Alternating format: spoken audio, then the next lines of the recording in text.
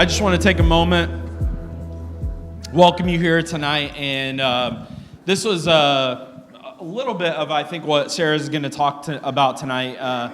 Sarah Hogan and I got to hear at a ministers' meeting a couple of years ago, and just ever since then, we've both talked about how beneficial this would be for the people in our community, for parents, for families, for our church, and so I'm just excited that Sarah could be here.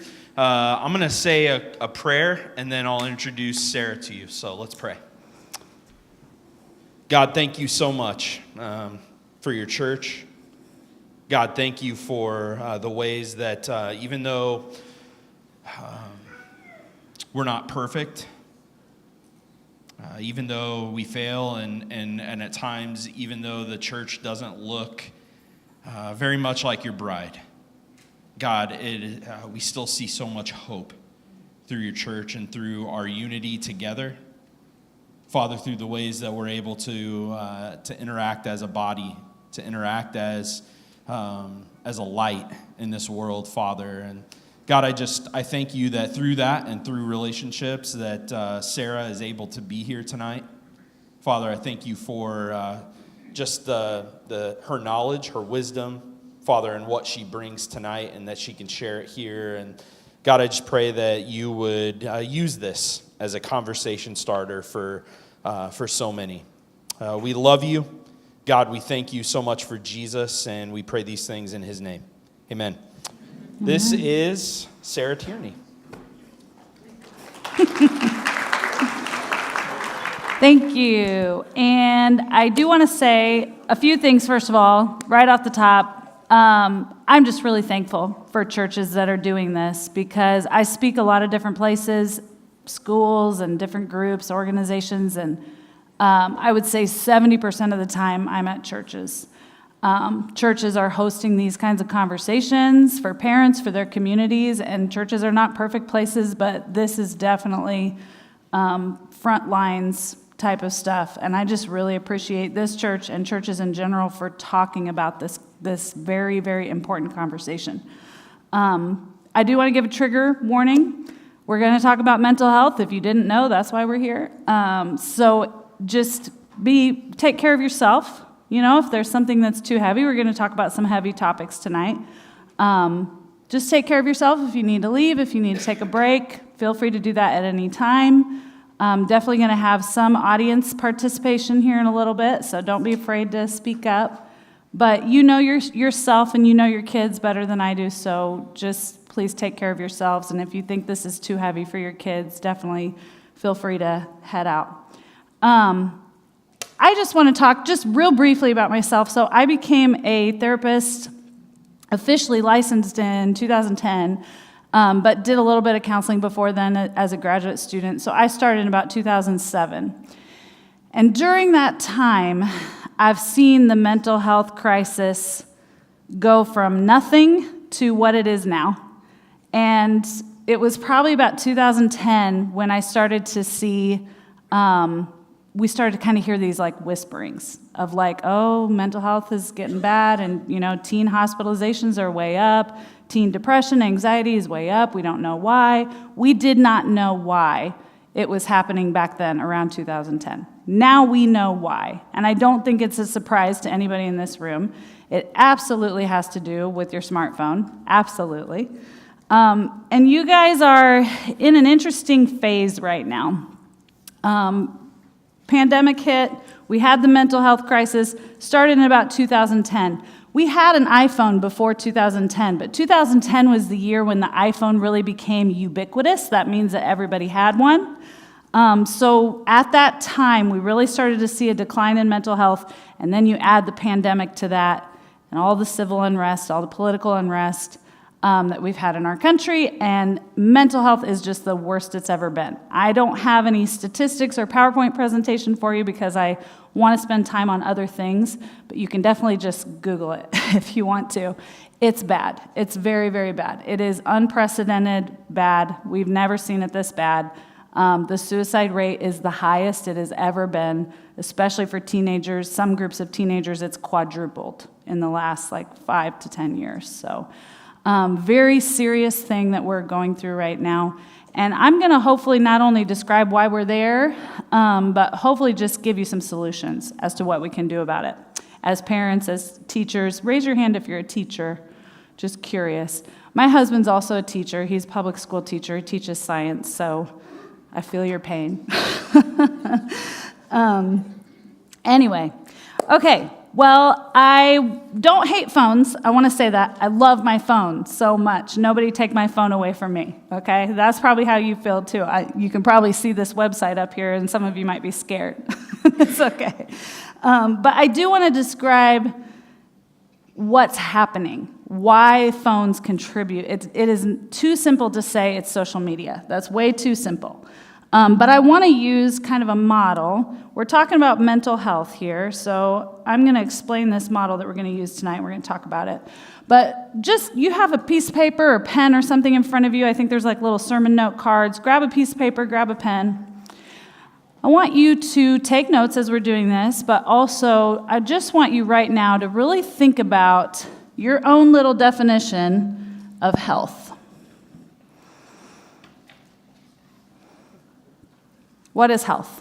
We're talking about mental health. How do you know if you're mentally healthy? How do you know? Make your own little definition. I'll give you just a minute.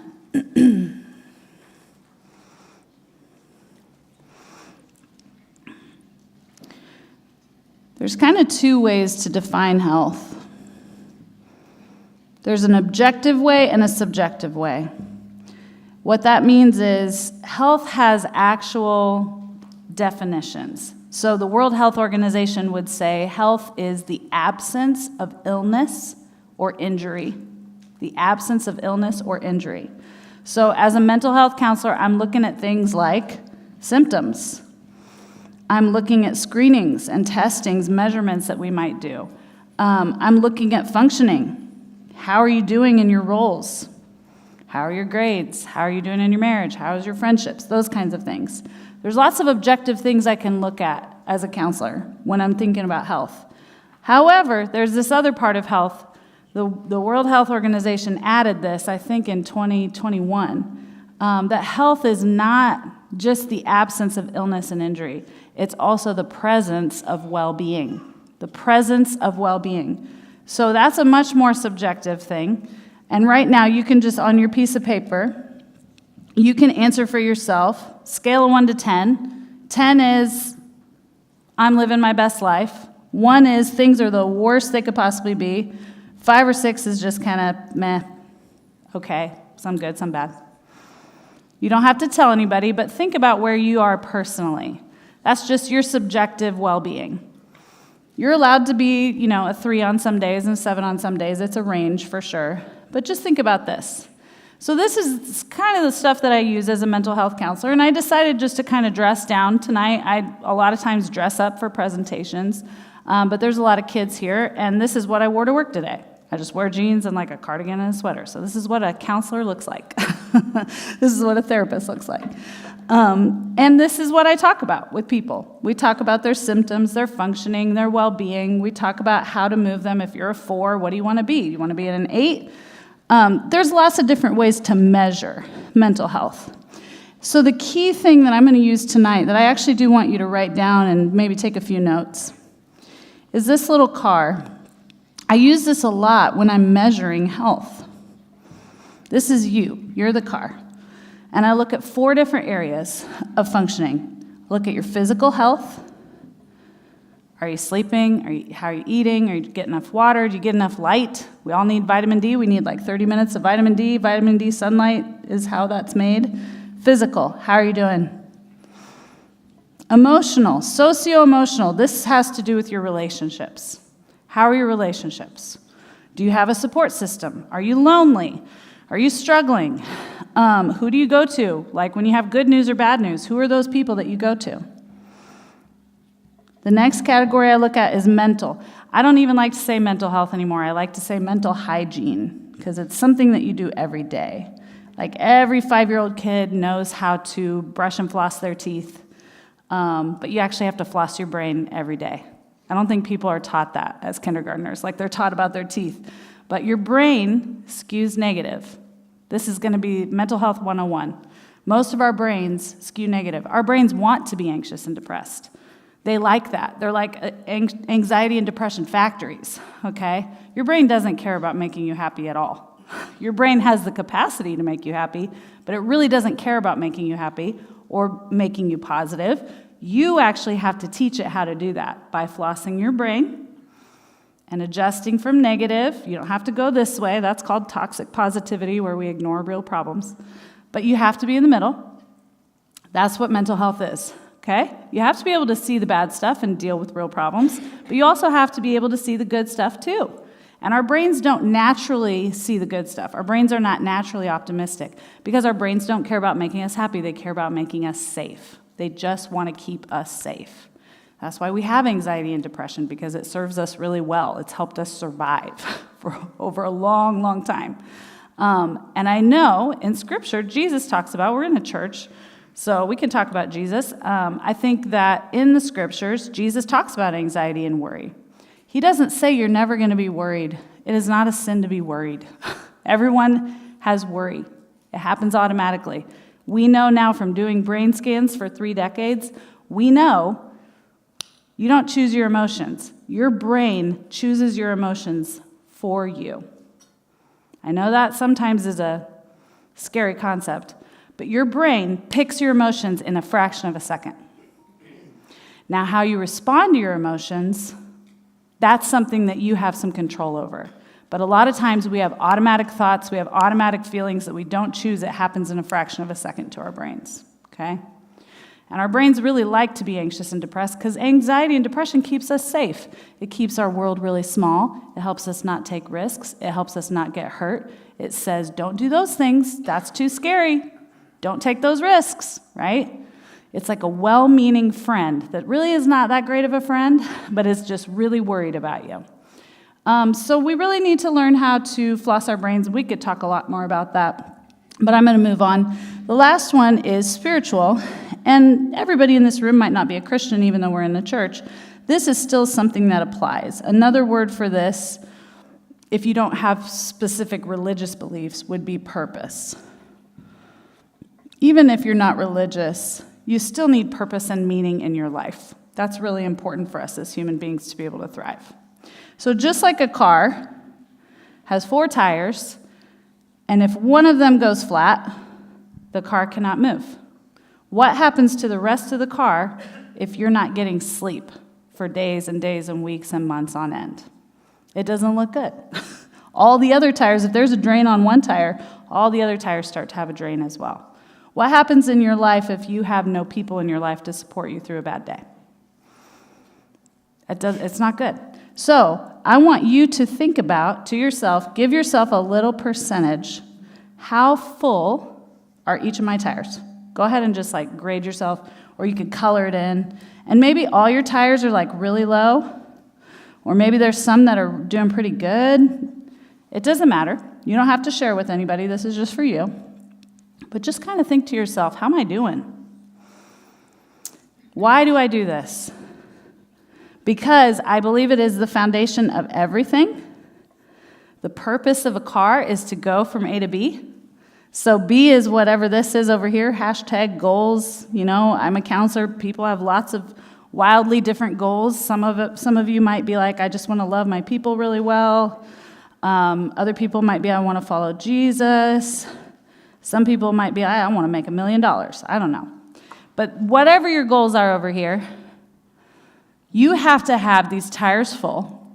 You have to have the energy and the motivation to go from where you are now to get where you want to be and to do the things that you need to do. Incidentally, this is the greatest commandment and the second greatest commandment from Jesus, okay? Love the Lord your God with all your heart, soul, mind, strength. Anybody know the second one? Good job. Love your neighbor as yourself. That's actually pretty universal around the world. Golden rule. Oftentimes we mix these up. We put this one first, and we put that one second. This one is second for a reason. We have to put this one first. And I'm going to highlight the little word as. Love your neighbor as yourself. Okay? You are also a person. You need all of this, or else you can't function. Okay? All of this is sourced When I look at Jesus' life, just mini sermon here before we continue on and talk about phones, Jesus attends to all of these tires in the Gospels. We see him all the time.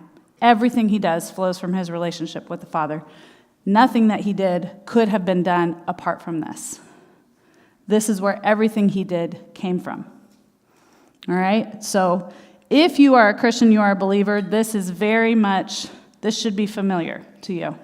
And a lot of times we do mix it up and we put the cart before the horse, but this is what needs to be attended to.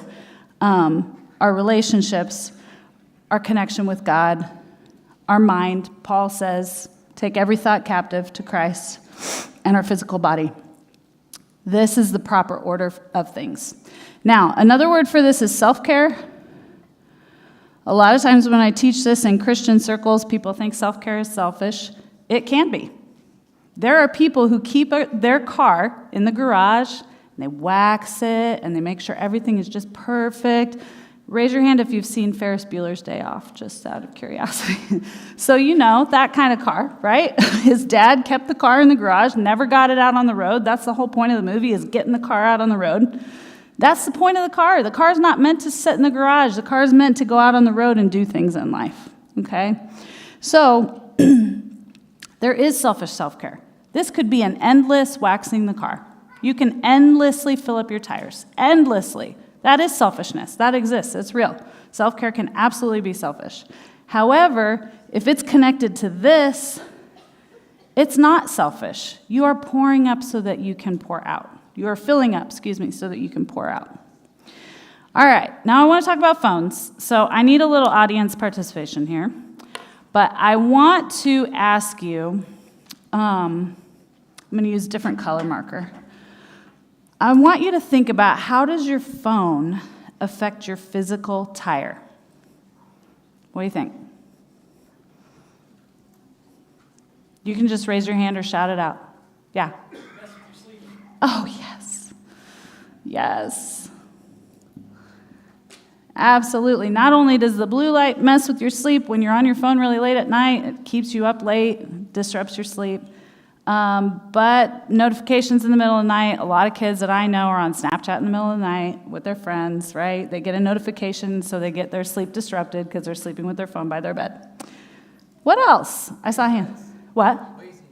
Laziness. Tell me more about that. So like they just distract us and just keep us away from like being outside. Yes, really low physical activity, really high sedentary lifestyles. Absolutely. And you also said it keeps you from going outside. Really low sunlight. Almost every kid that I've seen in the last 6 months has been low on vitamin D. If you don't know about vitamin D, I think you should know your vitamin D level like you know your blood pressure, okay? Like vitamin D is very intimately linked with depression. So is iron as well. But yes, not getting sunlight is a very big deal. Most of the kids I see are low in vitamin D. That makes a huge difference in their irritability, especially. I have been low in vitamin D. I was not a nice person when I was low in vitamin D. So keep that in mind. We have got a lot lower outside time, lower exposure to sunlight, lower vitamin D. Anything else physically? Yeah? Posture. Oh, yes. Tell me more about posture.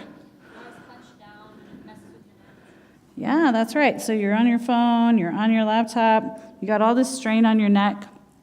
I would say at least half of the kids I see in my office have headaches, like really severe headaches.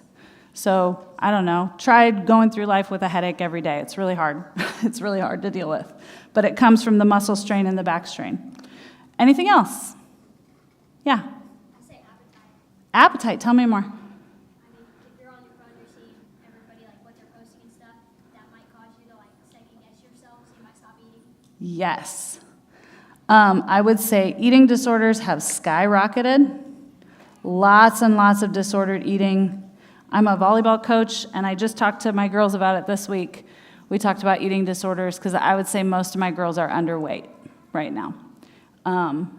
And that is scary, and I know that they struggle with disordered eating. So that's huge. I think most of the kids I see have some kind of disordered eating, and that does come from exactly what you just said. you're scrolling. There's influences online that influence you to change your eating.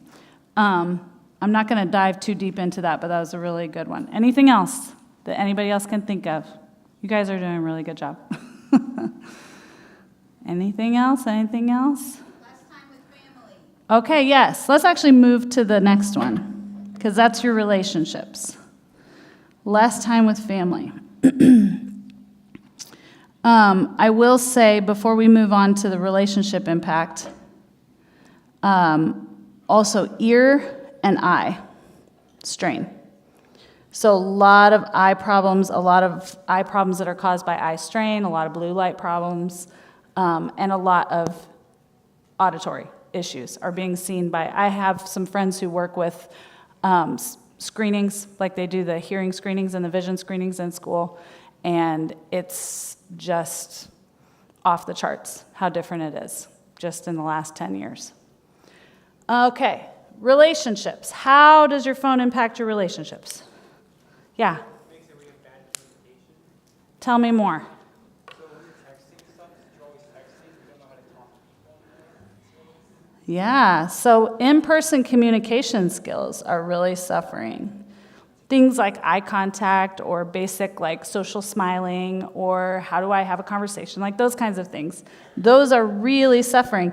Now, how do you think that impacts other things? What do you guys think? If you have bad communication skills or social skills, what do you think happens next? Yes, you get horrible social anxiety. It is a very common experience for teenagers that I work with to not want to go to Walmart, not want to go to school. Lots of school refusal that I'm seeing. A lot of school refusal. Yeah. Somebody else had their hand up. Yeah. Yes. So why do you think that's a negative?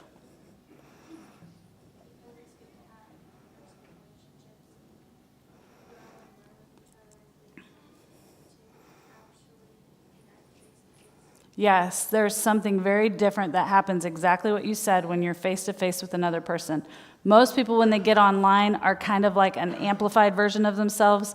They feel like a little bit of, this is where cyberbullying comes from. We feel like we're able to say things that we would not say in person when we're online.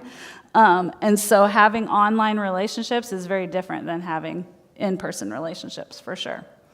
When you're in person, you can see the impact of your words and your actions. Anything else relationally? Yeah. You get the illusion that you're socializing when you're really not. Yes. How do you think that impacts you? It kind of deludes you into thinking you're something you're not. Yes. I think you get this, you have lots of friends on social media, but are they real friends? Not necessarily. It's just a status thing, right? So I would say the impact of that is loneliness. We are in a loneliness epidemic right now. Lots and lots and lots of loneliness. So when your friends are not real friends and you have lots of loneliness, what happens after loneliness? Anybody? Depression. Yeah. And what happens with depression? Very severe symptoms can happen with depression if you're not careful. Yep. It was not common for me at all when I started as a counselor to see any kind of suicidal ideation. That's thoughts of suicide. That was not common. I was so anxious whenever anybody would come to me with any kind of thoughts of suicide. I was so anxious. I had to talk to my supervisor about it all the time because I would be like, I don't know what to do. I'm responsible for this person, and what if I mess it up, and what if something happens to them? That was a frequent topic that we worked through in supervision. Now it is very rare when I see people who do not have suicidal ideation. Like most, I would say like 80% of the people that I see have suicidal ideation on a regular basis, like on a weekly basis. So a very common symptom now because anxiety and depression is so high. Okay, anything else relationally? Okay, what about mentally? How does it affect your mindset? Your thoughts? Yeah. That's a strain on it because you can't express the emotions you need to, kind of thing. Tell me more about that. So when you're connecting with people, you can use emotions and you can be happy and stuff, but like when you're just alone or like texting online,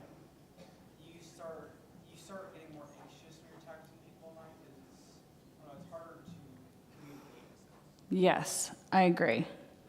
Definitely harder to communicate online. Well, I think some people would say it's easier to communicate online in some ways, harder in other ways. Yeah. Go ahead. Okay. How come?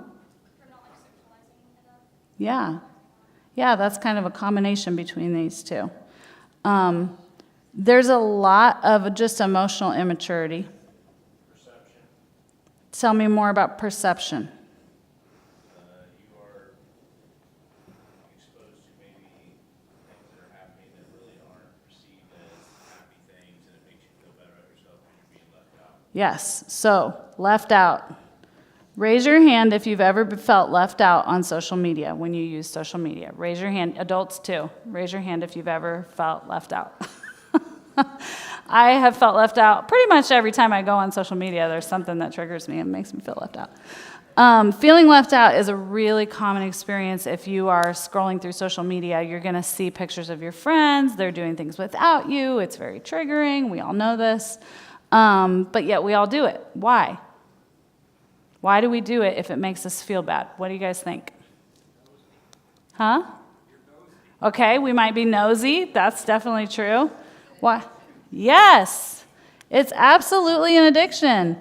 Our phones and social media are designed for us to use them more and more and more and rely on them more and more, and they take advantage of the dopamine in our brain, and they absolutely are addictive. What I'm seeing a lot of, ADHD is something that's my niche as a professional. I like to work with ADHD. What we're seeing because of the phone addiction is a huge amount of people who think they have ADHD. They don't have ADHD, there's no family history, but they have all the symptoms of ADHD because they have an addiction to their phone. So that's very real. Phone addiction is very real. What your phone does to your brain is dumps dopamine into your brain. Dopamine is a chemical in your brain that helps you survive. It helps you seek out food, it helps you seek out pleasurable experiences, it helps you seek out other people. It's a very important chemical that you have in your brain. But those kinds of things, having coffee with a friend, making a good meal, like those kinds of pleasurable activities tend to drip dopamine into your brain. Scrolling on your phone, all the highly stimulating things we watch on TV, video gaming, the list could go on and on and on. That just dumps dopamine into your brain.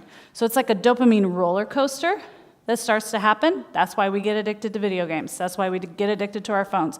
It's because we have a huge rush of dopamine and it's really awesome, and then we go through withdrawal, and then we need more, and then we go through withdrawal. And so that's why it's so addicting. And if you've ever taken a phone break, has anybody, just raise your hand if you've ever taken like a break from your phone, or you've ever tried to like take a break from your phone or a break from social media. It's hard, is it not? You like reach for things that aren't there. You start to, it's like your hands have muscle memory. Addiction is very real. Okay, what about spiritual? Oh, one more with mental, real quick, and spiritual. We can combine mental and spiritual. I'm just going to say this from my husband's point of view. A lot of you teachers understand this, but attention span. Those reels are like seconds long. So what happens to your brain when you're always watching reels? Yeah, you don't have an attention span anymore. And that's what teachers are up against. They're really up against kids who have no attention span. How do you teach someone who can't pay attention? How do you actually create learning in a learning environment when you're up against this? It's very, very difficult. Raise your hand if you have ever read The Anxious Generation. That's a new book that just came out. Highly recommend. If I was just going to recommend one book on this topic, that would be the book. Anybody in this room could read it. It's called The Anxious Generation. Tons and tons and tons of research about what phones are actually doing to our brain. Very fascinating book. It's a great read. You'll love it. I really recommend that teachers and school administrators read that book whenever I'm at a school, because the research is overwhelming that having phones in the classroom completely disrupts your learning, completely. Even if they're in the box on the wall, they still disrupt your learning, okay? So going to phone-free schools, That is one of the best things that schools can do for their kids as far as to create a positive learning environment. Our school in Delavan, Illinois, my husband's a teacher in Delavan, he's a science teacher, and we just went to phone-free school this year in our classrooms and at lunch, both. So kids are not allowed, there's very severe punishments for having your phone at school. You're still allowed to talk to your parents through the office, but having your phone at school is just forbidden. My husband has said the difference in their concentration, and he even said their personalities. It's like your personalities are showing, and you're more witty, and you're more funny, and you're more, he's getting to know his students a lot more, and they're engaging a lot more in the classroom, and they're actually paying attention, and they're learning things. And that is because they've gotten rid of the phones in the school. So that's just my husband, but that's just anecdotal evidence, but there's a lot of evidence. The anxious generation is a great thing. What about spiritual? Yeah. Okay, yeah, absolutely. It could distract you. It's a huge distraction. What about things that you're supposed to do as a Christian, like pray? How are you supposed to pray when you have a smartphone? It's pretty hard to do, right? So things that are traditional spiritual disciplines that connect you with God. Prayer, Bible reading, meditation, fasting, things like that. All of those things are much, much harder to do when you have such a juicy distraction around you. Okay, anything else spiritually or purpose-wise? Yeah. But question, it'll cause you to I feel like you could just be scrolling on a reel doing something, you're like, wow, that looks interesting, and then you'll kind of dig in more to it, and they might try to tell you these things were in the Bible, but then it actually wasn't. Oh, yeah. There is a lot of information. I would say the information is completely overwhelming. I'm going to just say information overwhelm. There can be a lot of dark paths on the internet that you could go down, not just with that. I think, yeah, I don't even think I need to expand on that. Yeah. Make you lose your sense of purpose too. How so? Because you see all these people having all these amazing lives and stuff, and now these things that you want to do, now it makes you question what's going on in your life. Yeah. Yes. It makes you feel small. It's like, oh, this person's doing such great things for God, and they have so many followers, and they've got they've got 10,000 likes on their last post, and they've got, and here's me. I live in this small town. What am I doing? I think it absolutely creates a comparison, kind of like a spiritual Olympics type of a feel, where you just feel like you're failing. And that's real. Anything else? What's that? Yeah. Actually, I was reading an article recently. I've been paying attention to a lot of the AI chatbot stuff, and there was a chatbot asked recently, what is the greatest threat to humanity? And it answered disinformation. Misinformation, disinformation. That's very real. There's a ton of disinformation. So they did a study on TikTok, because TikTok is ADHD central for a lot of people. That's where they find out that they have ADHD. That's where they go to for treatment and therapists that know about ADHD. We have researched, is it accurate? Is the information on TikTok accurate about ADHD? It is not at all, almost. About 50% of the information in TikTok videos about ADHD is just false, just blatantly false. Another 20 to 30% of the information is pretty misleading. So that's a pretty small percentage of information that's actually good, healthy, accurate information that's out there on TikTok. And this is the main source of ADHD teaching in our world right now. So disinformation is huge, huge.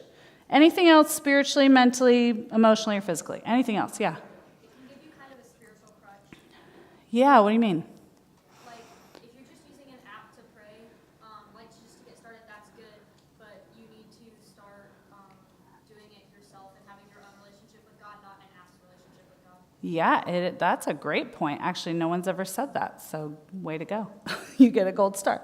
Yes, there's a lot of apps out there that are like prayer apps or spirituality apps. You can just kind of check that box, like, oh, I did that thing. Check that box, and it prevents you from really having that real relationship with God. Yeah, did you have another one? Oh, absolutely, yeah. Yeah, we can be very devoted to the different things that we do on our phone. And it can be very hard for us. Let's say, I mean, for some people in this room, maybe God is telling you, I need to just take a break from my phone. But you might be having a hard time giving that up, maybe for an addiction reason, but maybe it's just because you like it so much, you know. I do this just because I want people to see. It's easy to just say, yeah, it's smartphones. You know, that's why we're in a mental health crisis. But I want you to see it, like, so it's concrete, so that you see how much of a drain there actually is on these tires, okay, because of your smartphone. Now, there's some good things your smartphone can do for you for these tires, right? So let's name some good things, like physically, relationally, mentally, spiritually. What are some positive things that you can think of? Security, yes. You want to say more about that? What do you mean about that? Absolutely, you can call people for help. That's huge. We didn't used to have that. Anybody else? What are some good things? Okay, yeah, absolutely. There's so many like step counting programs, and you can measure your heart rate, and you can measure all kinds of things with a smartphone for your health, for your physical health. Yeah. Better what? Sports communication, absolutely. I don't know what I would do with my volleyball team if I didn't have a smartphone. Yeah. Oh, you didn't raise your hand. Anything else? Yeah. My math teacher will hate this, but calculators and ChatGPT. Absolutely. Is your math teacher in this room? Okay. Yeah. I did, you might be able to echo this, but my husband, I said, I'm in a room full of parents and kids. What's one thing you want those parents to know? And my husband said that they're using ChatGPT for everything. And I echo that as a counselor. Like, I'm not just saying they're using ChatGPT for their homework, and my husband has had to shift from a homework-based, where homework used to be a good tool for learning. Now he has to do a lot more things in the classroom, or he has to rely on tests and quizzes so that they actually are forced to learn the information, right? Because anything, you can just take a picture of your worksheet, show it to ChatGPT, and say, can you do this worksheet for me? And ChatGPT will do the worksheet for you. And that's it. That's what they're doing. That's what 90% of the kids are doing as students. So teachers have really had to kind of shift a lot of their old ways of doing things. There are definitely AI detectors where they can, detect writing and things that's written by ChatGPT. Yeah.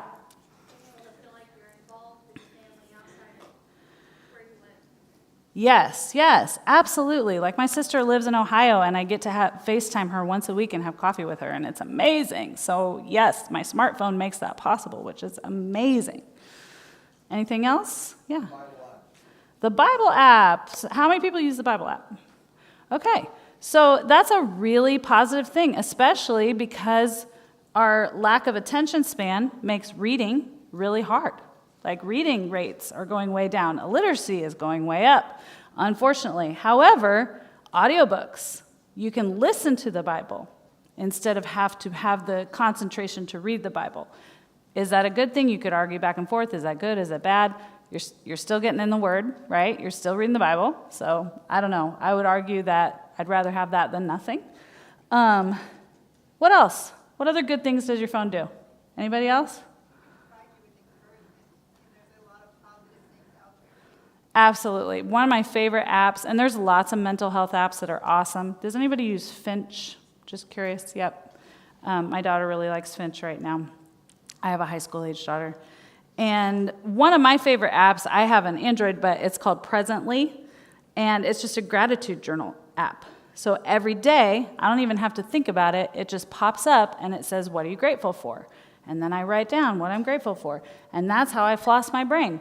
Gratitude is one of the most powerful ways science has shown us that we have to fight depression. It is more powerful. A gratitude journal is more powerful than an antidepressant. They've done research endlessly on what is more effective. I'm not anti-medication at all. If it works for you, I'm really happy for you, but gratitude journals are actually more powerful than antidepressants. And I've been entering my gratitude for 848 days. So on bad days, I can open this up and I can be like, oh my gosh, there's 848 ways that my life is really good. And then I can do this, right? I can count my blessings. There's lots of ways to floss your brain, but my phone lets me do that, and it's very convenient, and I love it. It helps remind me as well. Anything else that your phone does that's positive? Yes, I'd love to take pictures. Now, I'll tell you this. If you're taking pictures for social media, like you're taking the picture to post it, it actually causes your enjoyment of the moment to go down, okay? If you're just taking the picture to enjoy the moment and be in the moment and focus on the moment or some aspect of the moment, it causes your enjoyment to go up. So just be aware of that. It's okay to post pictures on social media, but I just want you to be aware, if you're thinking about social media, what does that do while you're taking the picture? It has to be perfect. I've got to make it Instagram worthy or whatever. Yeah. What? What's that? Oh, yes. Absolutely. Anything else? Yeah. Yes, if you are long distance, I get to call my grandma in Canada, and that's awesome.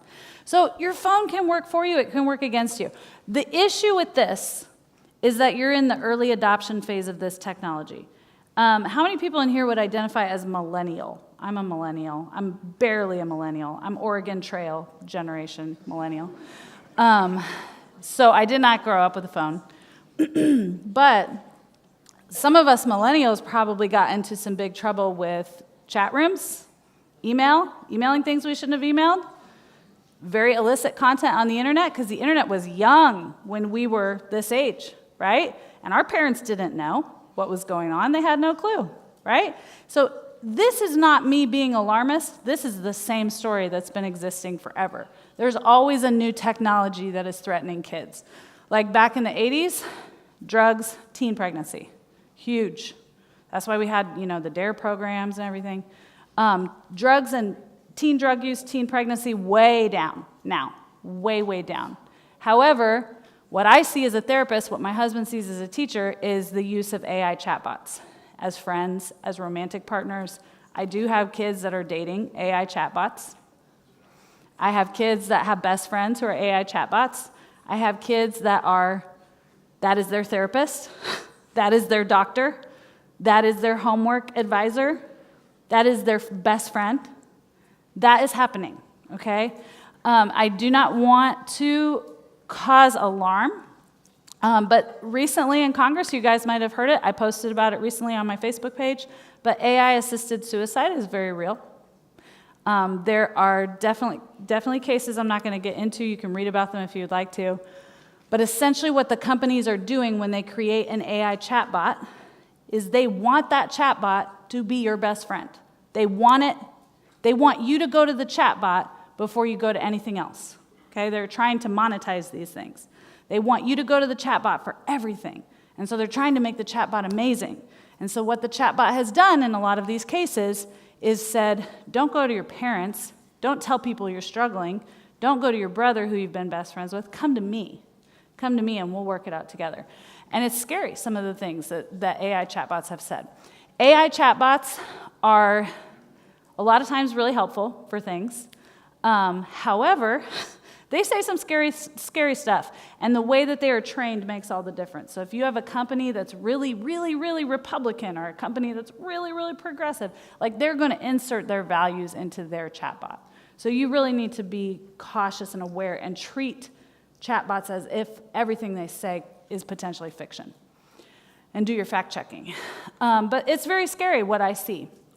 As a therapist, I think I'm hoping for more regulation for that. But that's where we're at with new technology. Go all the way back to when cars came out. We're talking about a car, let's talk about cars. When cars came out, the first time that everybody started having a car, there was like tons of traffic deaths. Traffic deaths were way up. Nobody had a driver's license. Nobody had a seatbelt. There were no rules of the road. There was none of that, right? Cars are a great technology. No one in here would probably say, we got to do away with cars, right? They did back then. There were people who were saying, we don't want cars. Cars are a bad technology. Cars are harming us. Cars are killing us. There were people back then that said that. Now you won't find people that say that, or those people are very rare. And that's because we've created guardrails for that technology, okay? Same thing with this, schools are starting to catch on. What does your school do? Do they allow your phones in the classroom? Okay, so you're allowed to have them. Do you have to put them on the wall or something like that? Yeah, or keep them in your locker or something. Yeah, so schools are starting to pick up on this. I recommend that schools just go full on phone free.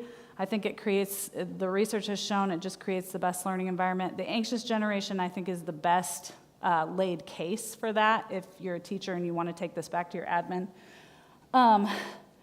Yeah, I think that we are learning that we need these guardrails, and it's a very serious situation because just like with cars causing all these traffic deaths, we need license, we need seatbelts, we need rules of the road to help keep us safe. But right now, it's just we're in this early implementation phase, and there's a lot of danger. Now, I don't want to overwhelm you with resources, but there's really 2 ways that you're going to deal with this.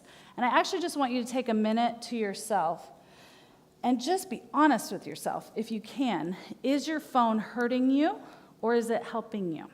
Okay, that's the real question. Right now, I would, give yourself, how about this? Give yourself a grade. If you think you're doing great with your phone, you feel like none of this is happening to you, you get an A, all right? If you're doing okay, there's some leaks in some of these tires, you get a B. If there's quite a bit of leak in these tires, that's average, you get a C. If it's below average, you get a D. If you're really struggling, you're addicted, you know you need help, you get an F. So, give yourself a grade. Just take a minute, think to yourself. I'm going to give you a minute just to journal. I'm going to erase this. If anybody needs to grab a picture of it or something real quick, you can. Just journal to yourself about where you're at with your phone.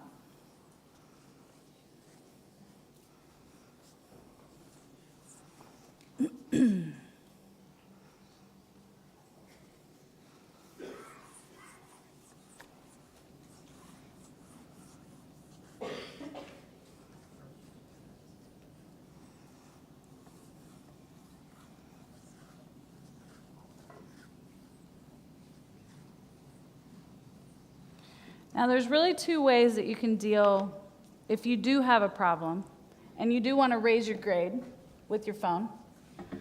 And by the way, I'm not perfect. I would give myself a B-. I can definitely improve. I know I'm up here talking about it, but I think we all probably have some room for improvement with our phones. But when it comes to a tire on your car, there's only 2 things that you can do. So let's just zoom in on this tire. If you have a big leak on this tire, you could put a boundary. You could patch that tire up. You could say, let's say your phone is stealing a lot of your sleep. Well, you could plug your phone in somewhere else, right? And not have it in your bedroom. That's one way to deal with it, is just to create some kind of boundary for yourself.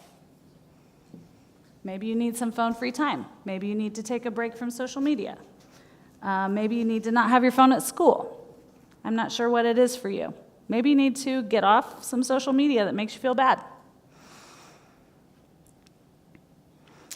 When we're talking about self-care, there's 2 different kinds. There's self-care that actually gives you energy, and then there's self-care that's just an escape. And here's the difference. The difference between something that's genuinely good for you that gives you energy and something that's an escape is you feel bad going into the escape. The escape makes you feel good while you're in it. When I'm scrolling Facebook, I'm not sad, I'm happy. It's when I get off of Facebook that I feel bad about myself, right? When you get off of Snapchat, you feel bad. You like it while it's happening, but it doesn't actually give you the energy and motivation that you need to get from A to B, okay? So think about TV. There's some TV that's really uplifting, really meaningful, causes great conversations, just allows you to maybe feel comfort or blow off steam or laugh, which is all good, right? TV's okay sometimes. However, if you just binge watch on the couch all day, how do you feel after that? Do you feel good?